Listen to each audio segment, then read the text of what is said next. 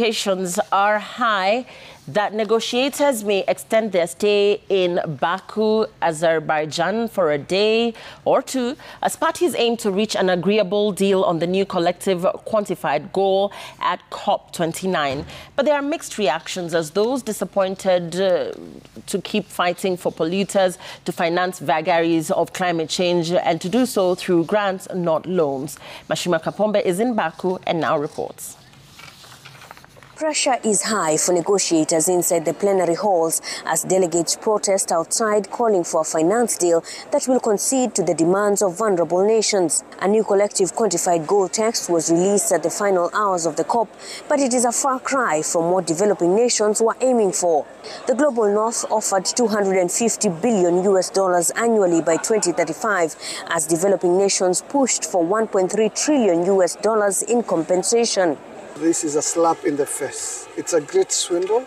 The rich world, all the rest acclimated, have actually put forward such a low figure of 250 billion, but in 2035, effectively 25 years from when they made the 100 billion pledge, and if you adjust it for inflation, there's no penny they've added to their climate finance.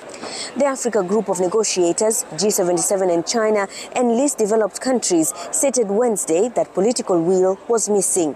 First of all, there's nothing like in this business like a perfect text. But what we need to see is to reflect the demands of developing countries. Come here to negotiate in good faith, and we will continue engaging positively and objectively with all partners until the last minute. A final press conference by non-governmental organizations, the Pan-African Parliament and civil society groups painting a picture of what went on at the meeting that was dubbed the Finance COP. Why is the South now being blamed for slowing negotiations when we've been here for 2 weeks participating in negotiations and negotiating on what began not in the 2 weeks but began elsewhere before the 2 weeks?